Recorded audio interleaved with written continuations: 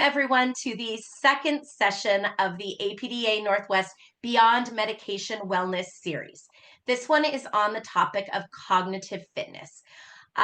We are really glad to see all the folks in the Zoom room, as well as if you're joining us on this YouTube video, thanks for joining in. This is the second part of a 4-part series on cognitive fitness.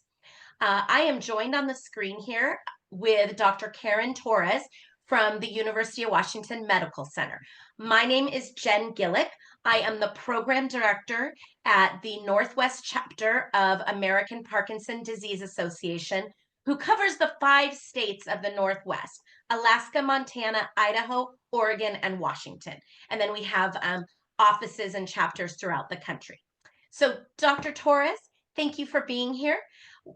This is the second session, and today we are going to talk about executive function, which is something that can be impacted by Parkinson's disease. So I am going to leave, and I'm going to turn it over to Dr. Torres, and I will be back at the end to help moderate questions and answers. So thank you all very much for being here. Take it away, Dr. Torres. Wonderful. Thank you very much, Jen. And thank you everyone for coming back to week 2 of cognitive fitness.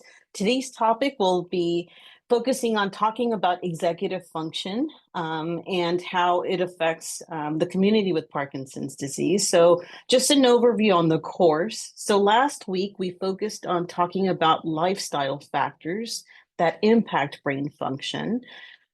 This week we'll highlight executive function. Next week we'll talk about mood and its impact on brain function. And then the final week 4, we'll talk about cognitive training strategies. So taking more of a hands-on approach on what you can do to keep your brains healthy with cognitive training. So we'll talk about executive function today. So some of the objectives of today, I think it'll be important to talk briefly, maybe 5 minutes, about the assignment that was suggested for all of you after last week's talk. Then we'll launch into this week's topic, following which we'll have an open discussion again, to be moderated by Jen.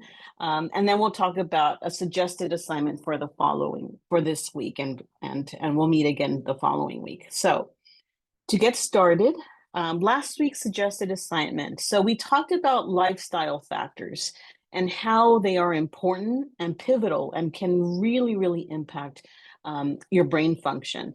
And so I suggested that you journal and really take note and just maybe become more mindful of how much exercise you're already doing, what kind of diet you're engaging in, where it can improve.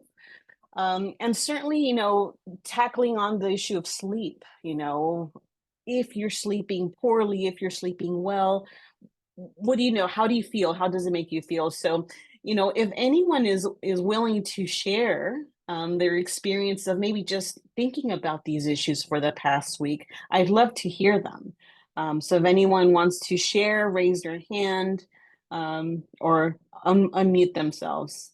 We're all ears.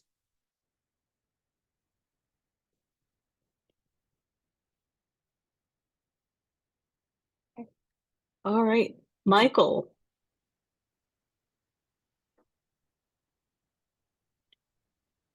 Michael, would you like to share? Michael Sullivan, you could unmute yourself.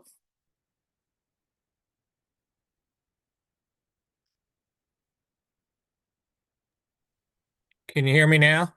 Yes, we can hear you. Yeah, I didn't do too well on diet and exercise. I've had a problem with shortness of breath, but sleep is terrible for me. And ended up, I don't know that it's just due to Parkinson's. It's gotten worse. I've had problems over the years, but I just got a new Apple Watch, and I'm kind of like 20% sleep disturbed. I'm trying to think what day it is. Tuesday night, I end up getting up every hour, and it's not just to go to the bathroom, but and the next day I was just horrible. I was dizzy and something else going on. I ended up going to the ER, but yeah, I'm really struggling with sleep, and down here in Tacoma, it's so hard getting any help at all medically. So I'm waiting to see a sleep medicine specialist in June. Okay. But yeah, it just really, and I think it's affecting, I'm a grumpy old man is all I can say. Well, sleep is important for a lot of aspects of your brain function, like we talked about yet last week. If we don't sleep very well the next day, we tend to feel pretty poorly. Not only are we tired, but we can be grumpy, or maybe a little bit more irritable, even sad. We may eat more, eat less. Thinking is less clear. So this is why sleep is so important, because it impacts, multiple aspects of one's life. And so I'm glad that you will be meeting up with a sleep specialist to talk about your concerns and see how they can help, most definitely. Thank you for One, sharing, Michael. one thing, if I could add, I had been diagnosed with sleep apnea many, many years ago. Mm, I had a CPAP. I got rid of that when Philips had a recall, but the this Apple Watch that I have, and there's some software I've added to it. You can turn on the sounds and it tracks your snoring and everything. And I really have pretty minimal snoring, and it's not detecting any big gasping of air for sleep apnea. So I don't think it's sleep apnea that's waking me up. So that's something well, I'm probably try to print that out and share it with a sleep medicine specialist. absolutely. And that's good planning because they will ask you questions about your sleep. And now you can present them with some evidence of what your Apple Watch has been telling you. But certainly, going to the sleep specialist will, make the definitive conclusion, hopefully, of whether or not sleep apnea continues to be a problem for you or not. So that's great planning ahead of time. Anyone else who would like to share?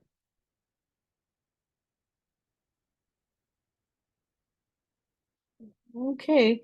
Well, thank you for anyone who engaged in the suggested assignment. It's really these assignments at the end of each talk are more like encouragements of, just let's start thinking about these things and, maybe really, really being mindful of the things that we're doing, the things that we're not doing, and certainly what can we do to improve. It doesn't have to be a big significant change. Small steps are meaningful. Small changes are meaningful. So Michael, you said you didn't really get into exercise and diet, but you thought about your sleep. And that's the important thing, is that you started thinking about it. So thank you, everyone. All right. So we'll launch into our question for the day. What is executive function? Do I have any volunteers who would like to share what they think executive function is? And if no one does, that's good too. That's why you're here. All right. So executive function, it's an umbrella term for all of the cognitive abilities that belong to the front part of your brain, your frontal lobe. And so executive function includes things like working memory, your ability to plan, your ability to think flexibly, how well you organize, how well you initiate tasks, and certainly what kind of strategies you use to complete tasks. So the question is, executive function in Parkinson's disease has been shown to be one of the most common cognitive impairments for people with Parkinson's disease. And indeed, one of the earliest cognitive difficulties that people with Parkinson's disease experience. Some studies have suggested that people who are newly diagnosed with Parkinson's disease already are experiencing difficulties with executive function. And specifically to Parkinson's disease, the different types of executive dysfunction that exist includes things like thinking flexibly, cognitive switching, things like your working memory, planning and initiation becomes more problematic, and certainly things like making big decisions. So it is a big problem for people with Parkinson's disease. It is a very common problem. And perhaps one of the problems that may get more mistaken for memory difficulties, which we'll talk about a little bit later. So why is there executive dysfunction in Parkinson's disease? What does the frontal lobe have to do with Parkinson's disease? Well, we know that the anatomy of how Parkinson's disease affects the brain helps explain why the frontal lobes are affected. So Parkinson's disease, what happens is there's a depletion of dopamine, okay? And the dopamine is generally produced in this area here of the basal ganglia, which is deep inside the brain. But the basal ganglia has loops that go from the basal ganglia, that may go through the thalamus, and then to the frontal lobes. So if there's a dopamine that is being depleted in this area of here, the basal ganglia, the pathways are going to start malfunctioning, okay? And it's because this pathway is being disturbed that we tend to see more frontal lobe or executive functioning difficulties in Parkinson's disease specifically. Okay? So when we look at different types of executive difficulties that happen in Parkinson's disease, one of the most common is working memory difficulties. And working memory, what is it? It's the ability for you to take in information, manipulate it in your brain, keep it there, make changes as your environment changes, and then keep it within the memory context. That sounds really challenging, right? Because it's not just taking in information, but you're being asked to rearrange it, organize it, etc. That is the executive piece. And so examples of when we need working memory, let's say we're working off a recipe and there's all the ingredients and then there's the steps. Step 1, combine 2 cups of water with 3 cups of flour in a bowl. You go to get your ingredients ready to do this, and then you forget. How many cups was that? What was it? What kind of flour? So that specifically is working memory, reading the instruction, then moving on to executing it. But then the information and the details get lost because working memory wasn't strong enough to keep it in your brain for that brief period of time, okay? Another example is, let's say you're, balancing your checkbook and you have quantities of numbers that need to get added. So you see it on a piece of paper, you go to your calculator to punch in the numbers, and then you forget. Those numbers kind of go away. So you kind of have to revert to rereading what was on that paper before transferring it over to the calculator. So that is working memory, being able to hold several pieces of information. Some scientists say you should be able to hold 7 bits of information, so 7 numbers, 7 words in your head, plus or minus 2. But I think more realistically, and the strategy that is important here is that realistically, it should be around 5 bits of information that you should be able to keep in your head to be successful at working memory. So how do you do this? How do you train your brain to get better with working memory? Or if you have working memory difficulties, what can you do to adapt? What can you do to improve this? Certainly, one of the most important strategies is to organize your space and eliminate distractions is the number one. So let's go back to that example of the recipe. Ideally, it would be best for you to gather all of your ingredients in front of you before getting started, so that going back and forth between the recipe list and your ingredients, grabbing baking soda, grabbing flour, it's all in front of you. So a more organized space will help your working memory be much more effective. Eliminating distractions, clutter, irrelevant information. And irrelevant information can include someone being present and talking to you about other things that are not related to the recipe at hand. Talking on the phone and working on a recipe can be too challenging, right? That multitasking aspect of it. So let's simplify. Let's simplify your environment or of wherever you're completing this task, and that will help you being able to keep in bits of information as long as possible.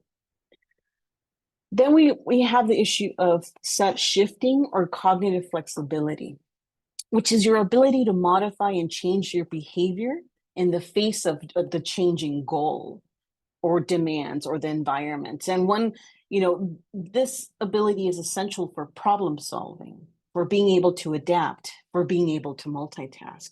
So an example comes up, you're driving home from, let's say, a hospital, and you have your route in front of you, and then now there's a detour. And the detour is taking you off the highway onto street roads. And this may become a little bit difficult because you may have difficulty with, thinking of alternatives in the moment, right? Some of us may get frozen, some of us may go blank. So now what do we do, especially if the signage isn't so great? Another example is, changes in medication regimen. You've been doing your medication for, let's say 6 months, and it hasn't changed. And suddenly there's changes. There's more of this, there's less of that, or none of that. And so that requires a change of, how do I fill my pill box now? Do I need another slot for, let's say, a noon dose? How am I going to remember? So this all requires mental flexibility, shifting your brain from how it's used to doing something or how it was expecting to do something, and it's requiring you now to do it differently. So that's one of the areas that is most challenging, or can be most challenging, for people with Parkinson's disease. So what strategy can we use to improve this? Planning ahead of time. Especially if let's say you're driving to some place that you don't know very well. Let's say you're going to a new hospital, and you look at the paperwork and it says park in P1 for the closest parking option. You get there and P1 is closed, or P1 is full and there's no more parking. So thinking flexibly would require you to do what? Look for signs around the hospital, which may not be so intuitive. Looking at a map. When does one have time to look at a map while they're driving? So planning can go a long way with helping that difficulty with shifting your set in the moment.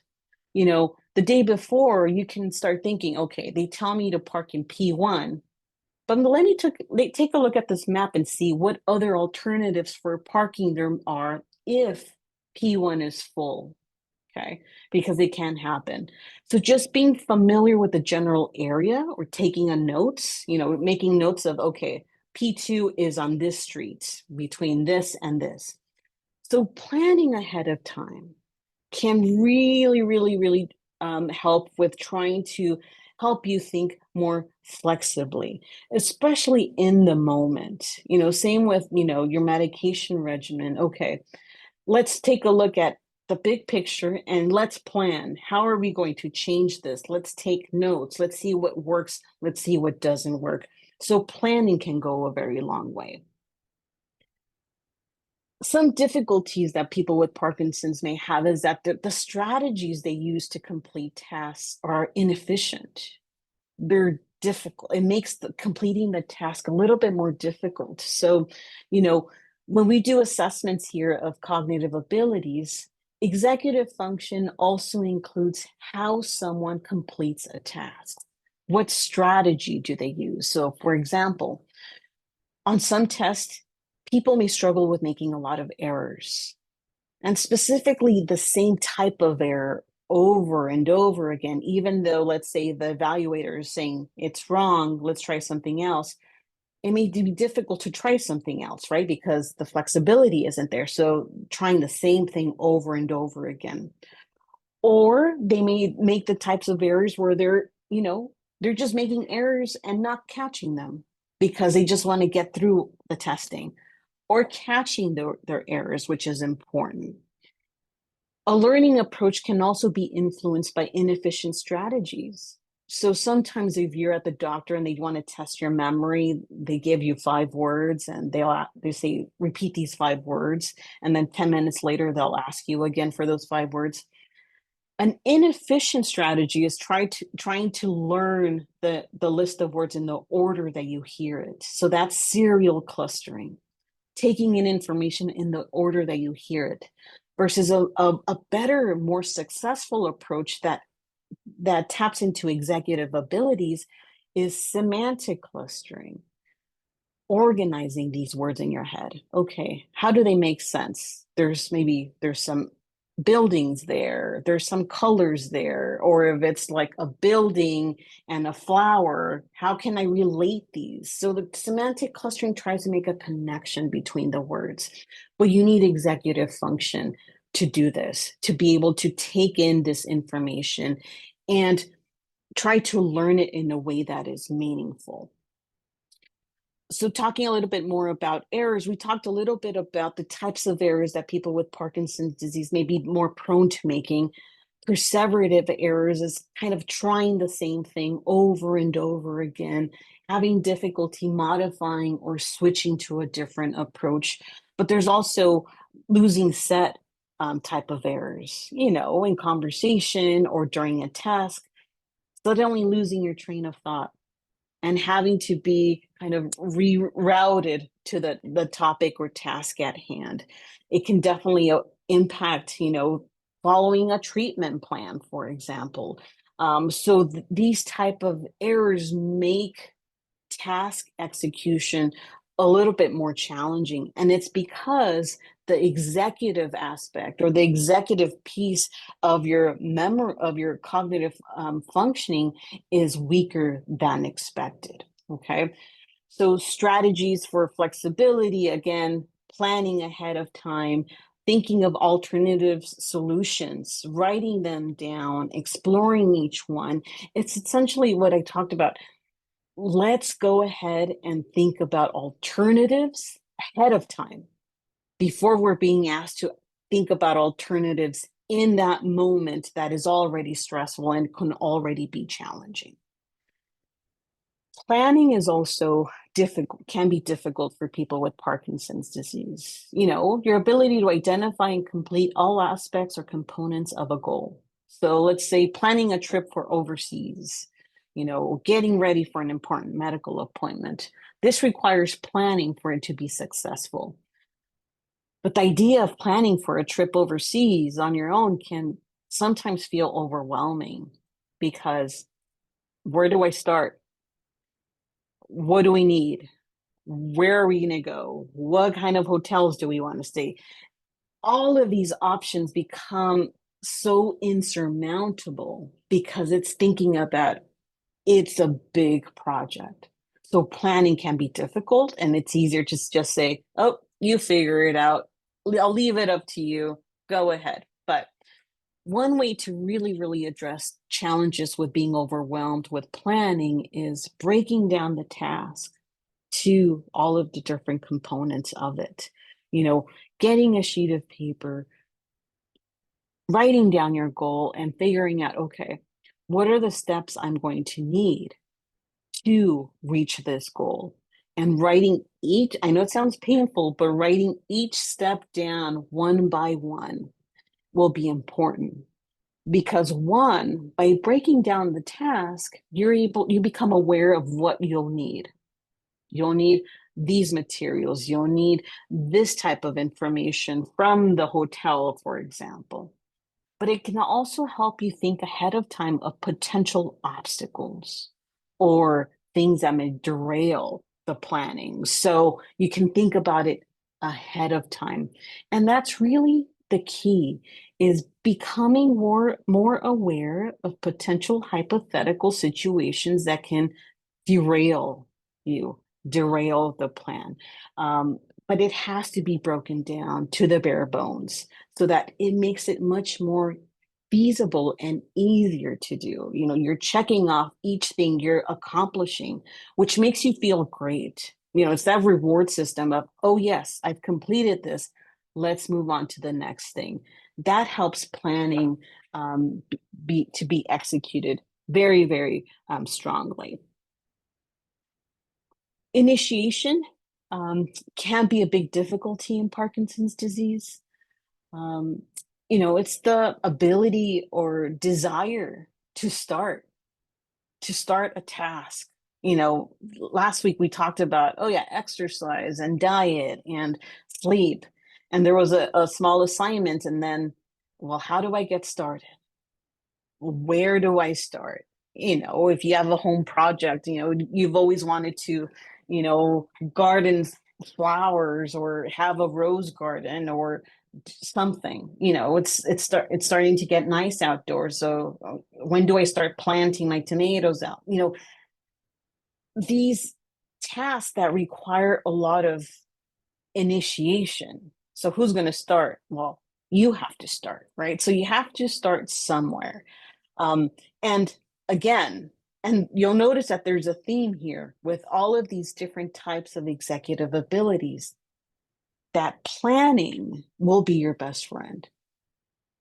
Planning out the materials necessary, planning out the steps necessary in front of you so that you have a strategy for approaching these tasks. Not only helps you complete them, but it helps you to get started.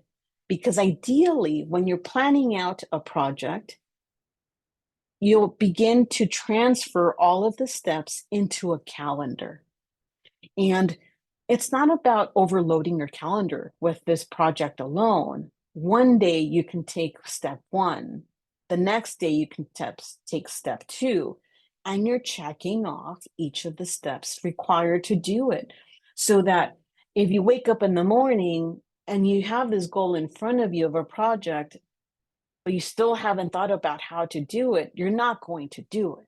It's not going to help with initiation versus when you wake up in the morning and it's on your schedule that at 11 a.m., you're going to drive to the nursery to buy soil. Great. You'll do it, you'll check it off, and the next day you'll complete a next part. So planning is key. Planning is key for increasing your ability to initiate new tasks. But we can't talk about initiation without apathy, because apathy affects initiation. So apathy in Parkinson, and we'll talk about apathy further next week as well, but I felt the need to mention it for this discussion as well. Apathy is quite common in people with Parkinson's disease. And apathy can definitely contribute to decreased levels of motivation and emotion, definitely initiation, you know, directed activity or goal-driven activity decreases because the desire is not there, the interest is not there, certainly. You know, you may start off on a project, but then quickly lose interest or desire to continue. People with apathy may go on to just be more comfortable leading a more sedentary life, watching television, being unbothered. But we know that that's bad for the brain, right? We talked about last week about how activity is the key to having a healthy brain as long as possible. But apathy here is definitely an obstacle towards that, okay? So one of the ways that we can address apathy is finding ways to increase motivation in everyday life, okay? From a behavioral standpoint, while there's certainly medications that, you know, if you talk to your doctor and they feel that your apathy is too severe, they can prescribe medications or other treatments to help with the apathy. But from a behavioral perspective, the best thing you can do to try to combat apathy is developing a routine in your life.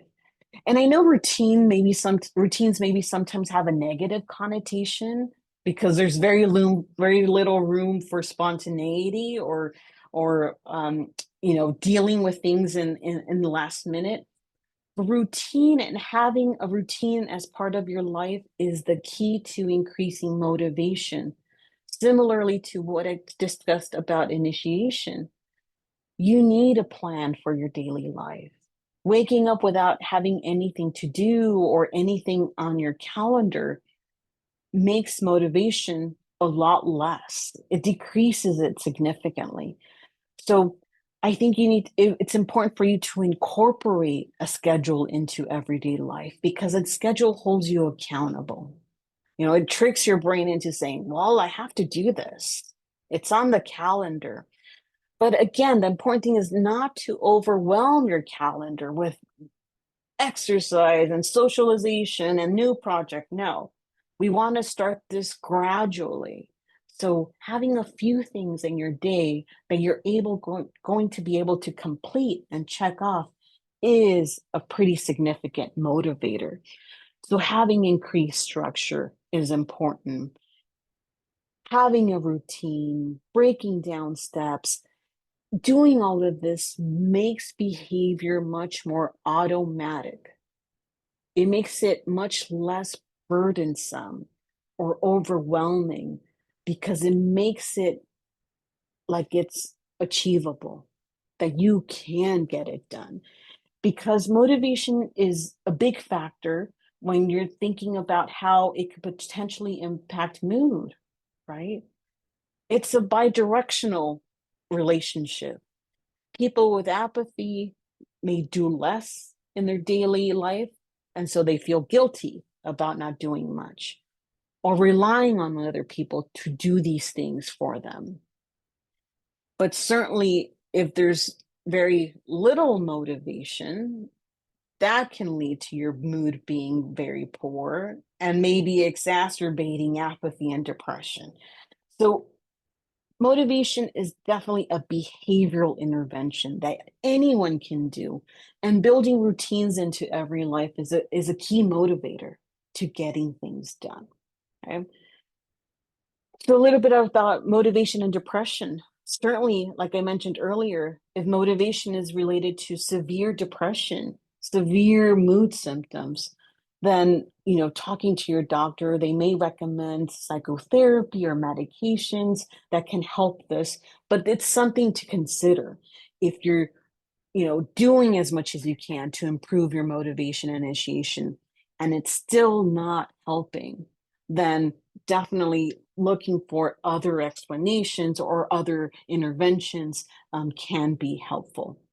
And if you are a care partner, if you are a care partner who's joining us today and you are living with someone with Parkinson's disease who is struggling with these executive difficulties, these frontal lobe difficulties, then it's important to help. And in what way can you help?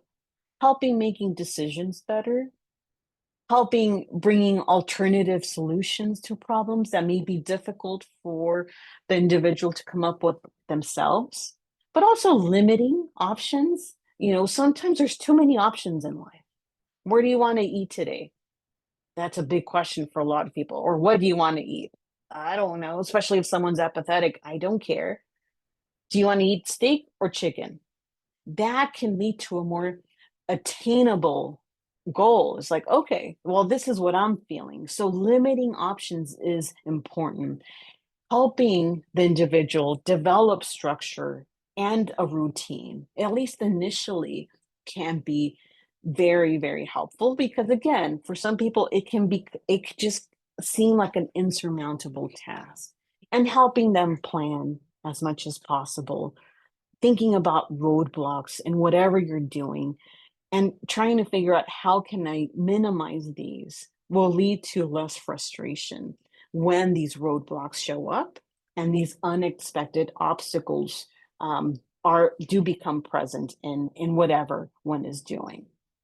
All right, so before we get to the things for next week, I will stop sharing and open to questions or any comments from anyone who's willing to share with us today.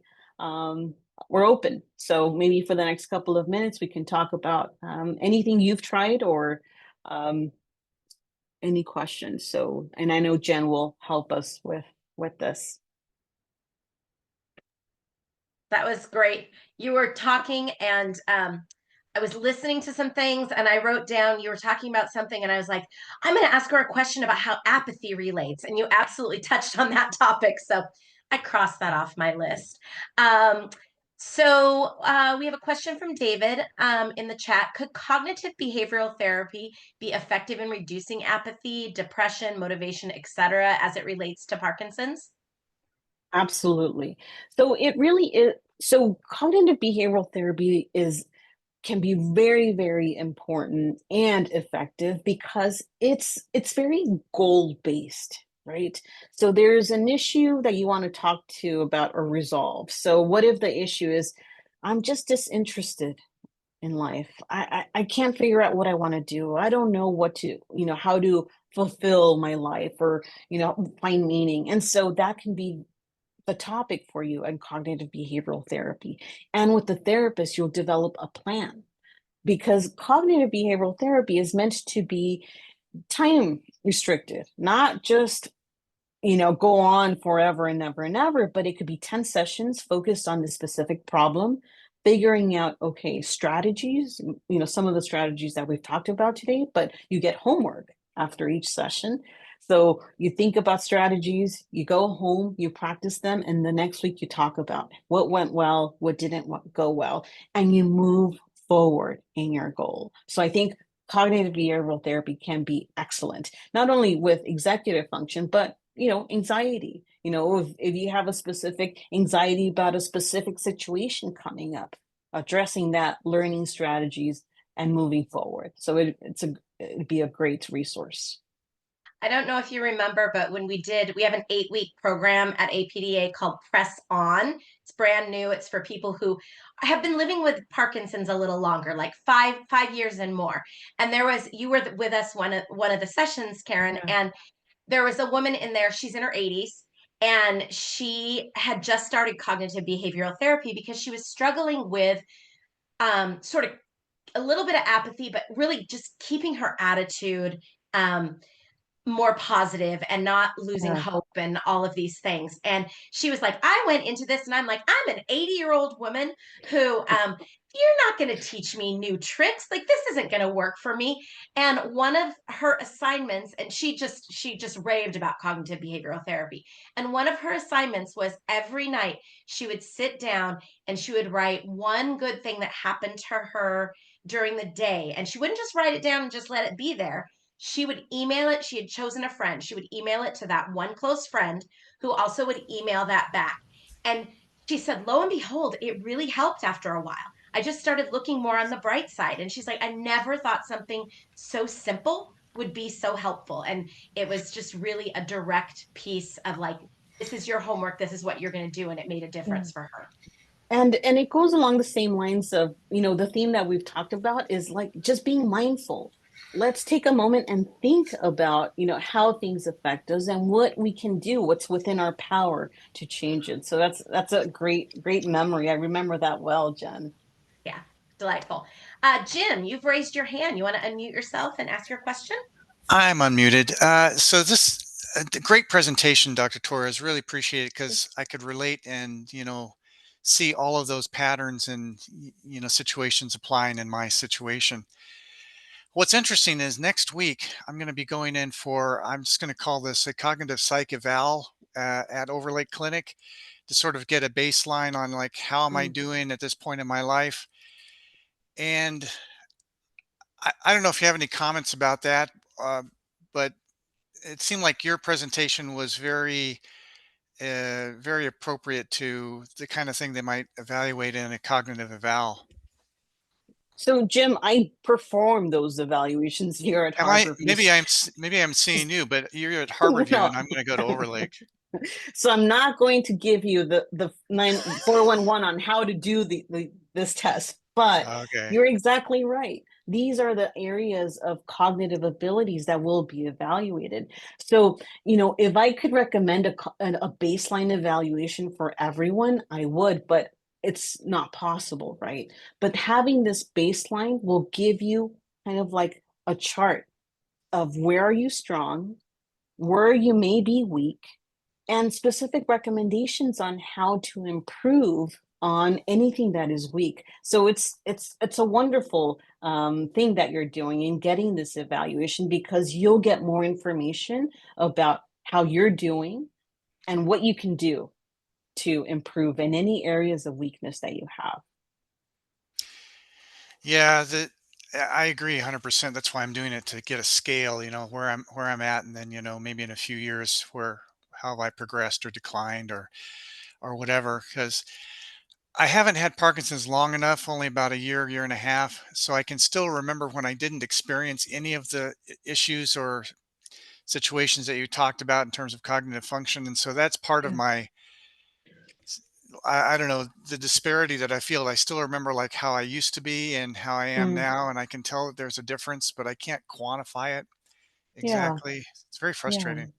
But hopefully you'll get some information that can be helpful for you, because like I mentioned, the cognitive difficulties that exist in Parkinson's disease show up early on in the disease. You don't have to Mm, wait years and years with the disease. There may be present to some extent early on, but the important thing is that, you identify what it is so that you can work on it and adapt, and really, really, try to change, future with Parkinson's, because it's still possible. Having a healthy lifestyle is a key, but also knowledge and awareness is important as well. thank you so much. I see, Michael, I see your hand is raised. I'm going to go to a question in the chat, and then I'm going to go to you, Michael. We will send out the slides, but can you briefly touch again on the set loss errors that you spoke about? Yeah. So, sometimes when people are performing a task, let's say you're writing an email, right? You're plugging away, talking, and then you're like in the moment, you're like, wait a minute, what was the point of this email? What was I going to talk about next? What is the real issue here that I wanted to address after the formality of, hi Jim, how are you? So that's a set loss error, is when your train of thought gets interrupted and you need to find a way back to where you started. So kind of retracing your steps.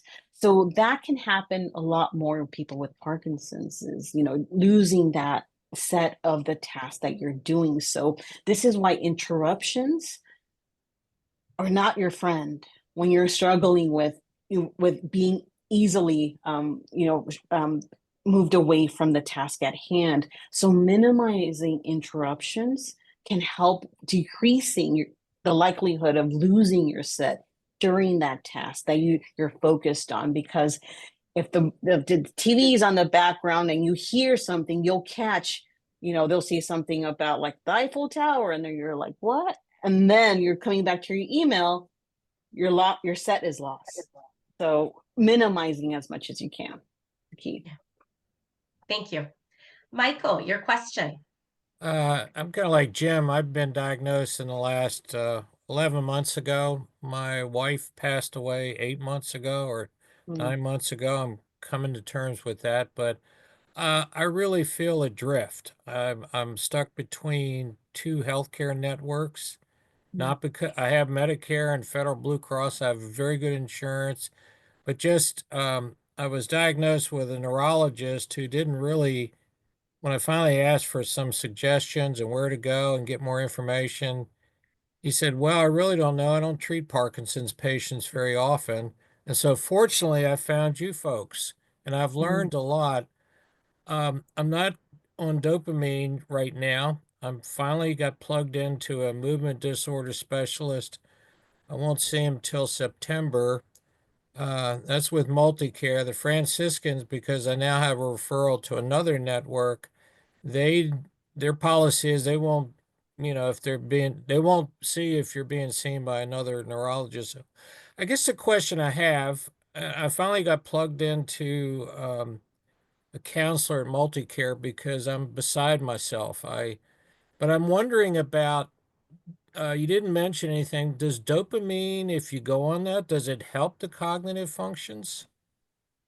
So I'll tell you this. So earlier I mentioned how at the time that people are diagnosed, some of them may already have deficits with their thinking, executive function, memory, and so forth. And some of these folks are diagnosed with mild cognitive impairment. At the same time, they're diagnosed with Parkinson's disease. But some studies have shown that once the symptoms of Parkinson's disease are treated with dopamine, for example, their thinking can improve because their off periods are minimized, right? They may be sleeping better because their motor symptoms are being treated. And so when they're reevaluated, their memory doesn't look so bad. Their thinking doesn't look so bad. So yes, there is evidence that perhaps starting treatment can improve aspects of thinking that are problematic, but not for everyone. So it's different, but the possibility is there. So yes. Okay, thank you. What other questions are out there from the audience? Feel free to type in the chat or raise your hand or just unmute yourself and shoot away. Got a couple more minutes left. And one of the things that Michael was talking about with the loss of his wife is also not underestimating the power of grief in cognitive function, and that just a Parkinson's diagnosis is an aspect of, there is a grieving process that one goes through with diagnosis, as well as then you add on other things in life, like the loss of a wife or a family member or something like that. So, you know, we talk a lot just giving space for that and making sure just to acknowledge that is part of this process. Absolutely. And part of, oh, sorry, someone wanted to say something. Oh, someone's going to unmute. I don't know how to do the hand, but I just wanted to say to Michael, I mean, I was diagnosed like 7 years ago. So I've been on dopamine. My voice is being affected mostly lately. But I find that with depression or apathy, it occurs when I'm off my med, when my med is weaning off. And then once I take my pills again, I feel so much better. It's like as the med is weaning off, I can almost feel like a gray veil sometimes just descending on me. And there'll be times like that where I have things planned for the future, a trip or just an activity. I think I'm not going to be able to go. I can't do it. You know.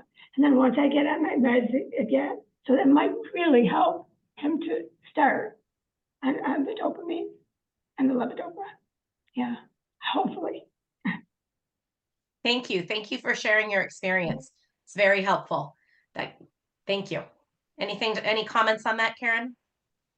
No, but I agree. And next week, when we're talking about mood and how it affects the brain, we will talk about this relationship that exists that's bidirectional, right? Because not all cognitive symptoms in Parkinson's disease are related just to Parkinson's disease. Certainly, if someone has significant depression or anxiety, that can contribute to thinking difficulties as well. So we'll talk about, again, strategies to help alleviate some of those symptoms next week. Great. Linda, you just raised your hand. Hi, thank you. I really appreciate you talking about the planning bit. It's interesting. I was inspired to start doing that type of planning myself because it helped me to alleviate the anxiety of having to remember everything, all the steps to a process. And if I plan it out, I usually start at the end result and plan backwards so that I get a good timeline. I don't have to think about like how long it's going to take to do one thing because I've already done that, and I can look at where it needs to happen, and it alleviates a lot of stress and anxiety for me. So I just wanted to share that, hopefully as an inspiration for folks. Thank you for sharing that, Linda. And you're absolutely right. The unknown can be scary for people. especially when it comes to something big, like a big project. And so some of us may be, frozen by anxiety of, this seems scary. I won't be able to do it. I can't do it. And so by planning, you're exactly right. It helps alleviate some of that anxiety related to being able to complete tasks. That's wonderful. So there is Jim, I see your hand up and I'll come to you in a second. There's one question in the chat. Can SSRIs negatively impact levodopa? I have not heard of, but I'm not a medical. You're not a psychologist. You're not, no, yes. a psychiatrist. I'm a psychologist. Or psychiatrist. You are a psychologist, yes. Other not way. a psychiatrist, but ask your medical doctor about any potential, interactions between them. Yeah. There is on the APDA publications area, there is a medications that are used in Parkinson's pamphlet, and there's also a medications to be avoided in Parkinson's pamphlet. So if you're curious about that, you can go to the publications area of our website and take a look at that. But definitely go to your doctor and talk about those counterpoints, or your pharmacist. Yeah. Pharmacist can be a great resource for that as well. Jim.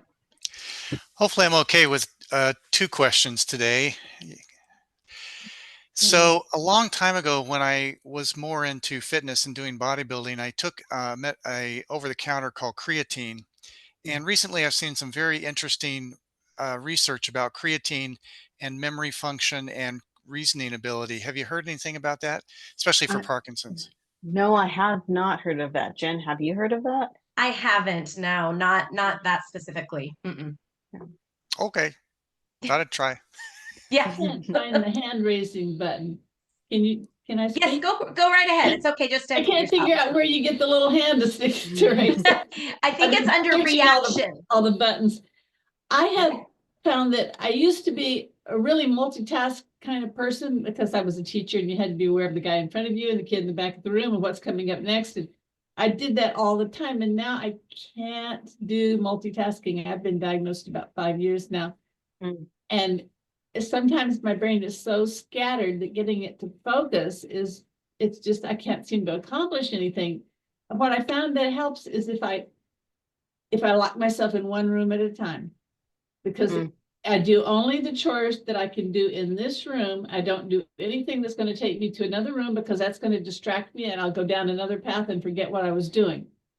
And so if I keep myself in this room till I get these jobs done, before I let myself go to the living room, or before I let myself go to the kitchen, especially before I let myself out in the garden, because then I'll never come back in. And so just physically isolating myself seems to help a little bit with the distractions. Absolutely. And sounds like you're focusing on one task at a time, which is a good strategy when multitasking Never done that before becomes in my challenging. life. I used to just always bounce off because I knew by the end of the day I'd have them all done.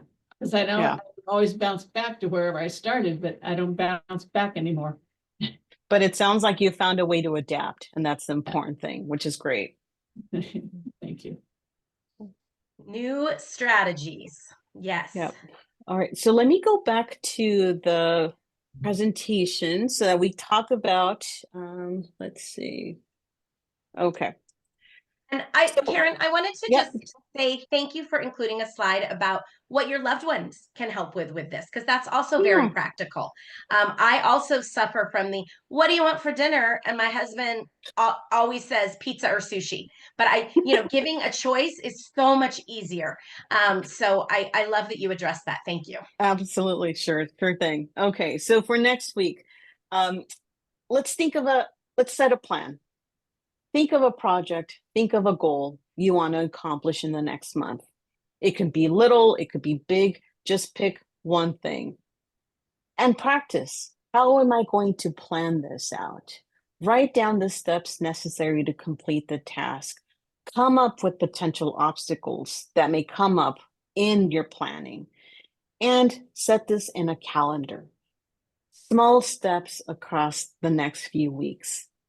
Think about how can I make this achievable for me because everyone's life is different as far as potential limitations with time, with mobility. So think about how I can achieve this one goal. And we'll talk about it next week for whoever is willing to share. Okay.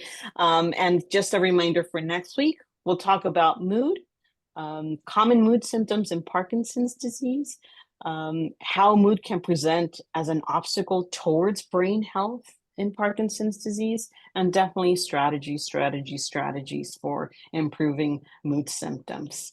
Okay, that's all I have. Thank you, everyone, for being here.